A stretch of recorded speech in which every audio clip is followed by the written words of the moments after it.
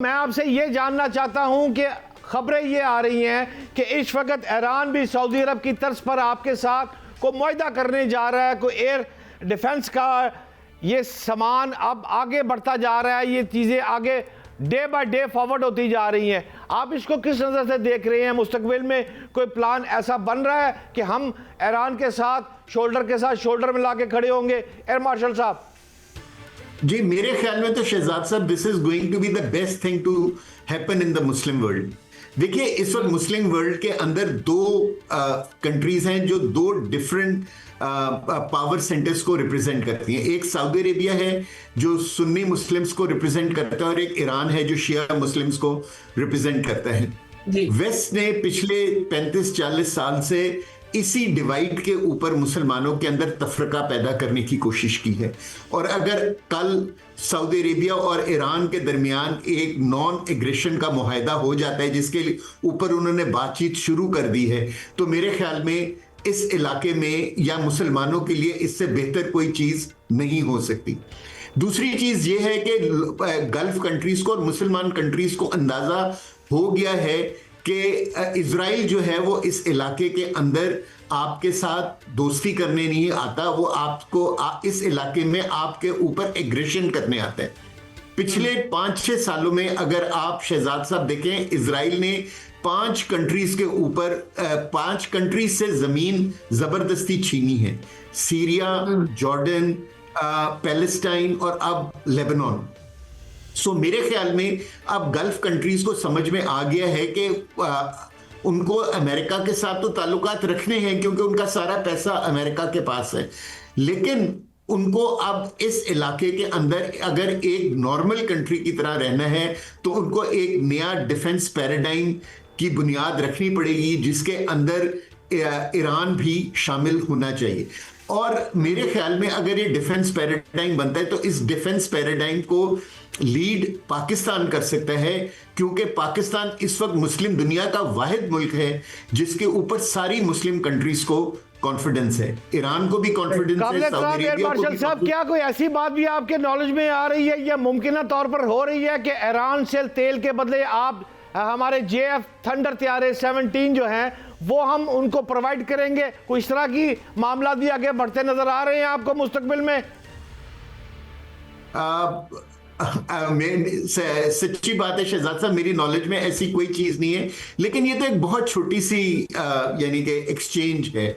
देखिए, पूरी दुनिया के अंदर जो है डिफेंस इक्विपमेंट जो है वो एक एक्सपोर्ट आइटम होता है। और जितनी भी आप डेवलपिंग कंट्रीज हैं, अगर आप वो देखें कि वो अपने वेपन्स को एक्सपोर्ट करते हैं दूसरी कंट्रीज में अपने इन्फ्लुएंस को बढ़ाने के लिए और अपनी पैसे भी कमाने के लिए। सो मेरे ख्याल में अगर ईरान के साथ कल हमारे ताल्लुक यानी कि हम एक इस तरह की डील कर लेते हैं कि जिसके बदले हमें उनको JF-17 देने पड़े तो कोई बुराई नहीं है। और मेरा ख्याल है कि अगर इस तरह की चीज हो जाएगी तो हमारे ताल्लुकात और बेहतर हो जो कंट्री है वो ईरान है, और ईरान पर जो सैंक्शंस हैं, चाहे अपलिफ्ट कर भी ली जाती हैं उस पर ट्रेड के हवाले से या वैसे, तो आपको लगता है कि फिर भी ये चीजें वेस्ट के लिए काबिल कबूल होंगी? वो अभी भी कभी भी नहीं चाहेंगे कि MOU हो जाए, जंगबंदी हो जाए, सब कुछ हो जाए, उसके बाद भी ईरान स्ट्रांग हो? वो कहीं ना कहीं चाहेंगे कि ईरान अपनी वीकर पोजीशन पे ही रहे। जी, आप सही फरमा रही हैं फिजा साहिबा, लेकिन अब मेरा ख्याल पैराडाइम्स चेंज हो गए हैं। शायद फरवरी से पहले तो उनकी ये स्ट्रेटजी कामयाब भी हो रही थी और ईरान इतना विजिबल भी नहीं था। लेकिन देखिए, जब से पूरी दुनिया ने ये समझ लिया है कि ईरान ये जंग जीत चुका है, और ख़ास तौर पर अगर आप देखेंगे इवन इजरायली पब्लिक भी जो है उनमें 92% समझते हैं कि ईरान ये जंग जीत चुका है। अब ईरान को पीछे करना बहुत मुश्किल होगा। और अगर उनके हाथ में स्ट्रेट ऑफ हॉर्मुज भी आ गई है, सो जहां उनके पास एक एसिमेट्रिक वॉरफेयर कैपेबिलिटी थी, अब उनके पास एक जो स्ट्रेटेजिक कैपेबिलिटी भी उनके हाथ में आ गई है।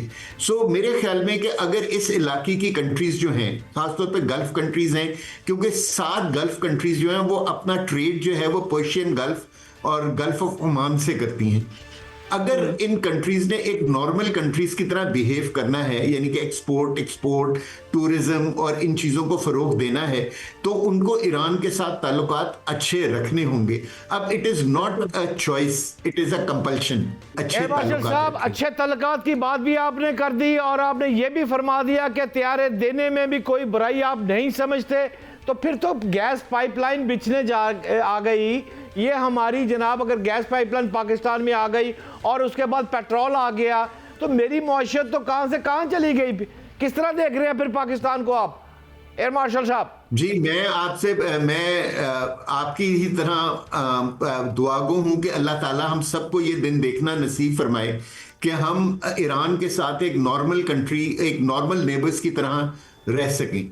देखिए, हम दोनों जो है इस वक्त, हमारे दोनों के पास जो है ना एक दूसरे को के साथ ट्रेड करने का बहुत ज़्यादा पोटेंशियल है। और मैं एक आर्टिकल पढ़ रहा था कि अगर हम आपस में ट्रेड करें तो हम 20 से 31 बिलियन डॉलर्स की ट्रेड हर साल एक दूसरे के साथ कर सकते हैं।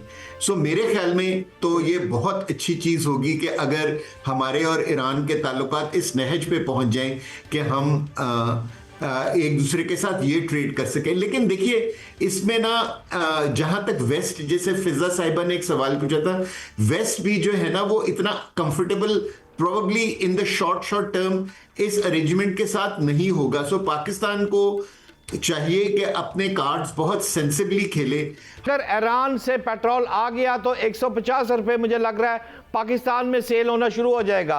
रुकावट क्या है? IMF है, इसराइल है, क्या चक्कर क्या है? क्यों ऐसा अभी तक रुकावटें पड़ी हुई हैं? जरा इसको एलैबोरेट करेंगे सर? जी देखिए, असल में अभी तक जो है ईरान के ऊपर जो है ना इंटरनेशनल सैंक्शंस लगी हुई हैं, जिसके तहत वो जायज़ तरीके से तेल जो है वो दुनिया में कंट्रीज को नहीं बेच सकते। चाइना उनसे जो ये ऑयल लेता है वो ब्लैक मार्केट के थ्रू लेता है। इंडिया ने जैसे ईरान से तेल लेता है, लेकिन उसने स्पेशल परमिशन ली हुई है अमेरिका से वो तेल हासिल करने की। सो ईरान जो है ना इस वक्त जो भी ईरानी तेल जो है जो मार्केट में मौजूद है, वो जो है ना वो ब्लैक मार्केट के थ्रू इस वक्त अवेलेबल है। अगर ईरान के ऊपर से इंटरनेशनल सैंक्शंस खत्म हो जाती हैं, जो कि MOU का एक बहुत डोमिनेंट पॉइंट है, तो मेरे ख्याल में पाकिस्तान के ऊपर कोई रिस्ट्रिक्शन नहीं होगी ईरान से तेल लेने में।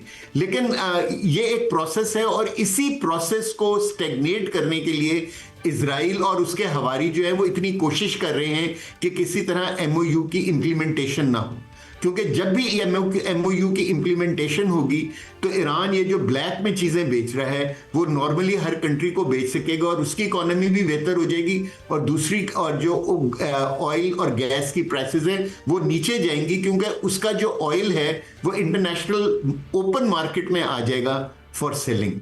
सो मेरे ख्याल में it is only a matter of time, अगर अमेरिका और ईरान दोनों अपने अपने घोड़ों को काबू में रखें, इन 60 दिनों के अंदर एक फाइनल मुआहदे की तरफ चले जाएं और ये जो छोटी छोटी चीज़ें इनके ऊपर झगड़े ना करें, तो जो है ना ईरान के लिए भी एक ब्राइट फ्यूचर है और बाकी जो है अमेरिका और गल्फ कंट्रीज के लिए भी एक ब्राइट फ्यूचर है। जी बिल्कुल ठीक है। मार्शल साहब हमारे साथ मौजूद थे और जो गुफ्तगू हुई है इट्स रियली फ्रूटफुल। बहुत शुक्रिया सर आपके वक्त के लिए। लेट्स सी आइंदा आने वाला वक्त ही बताएगा कि ये नेगोशिएशन टेबल पर बैठे हुए भी किसकी फेवर में ज्यादा चीजें जाती हैं और कौन अपनी आवाम को सेटिस्फाई कर पाता है।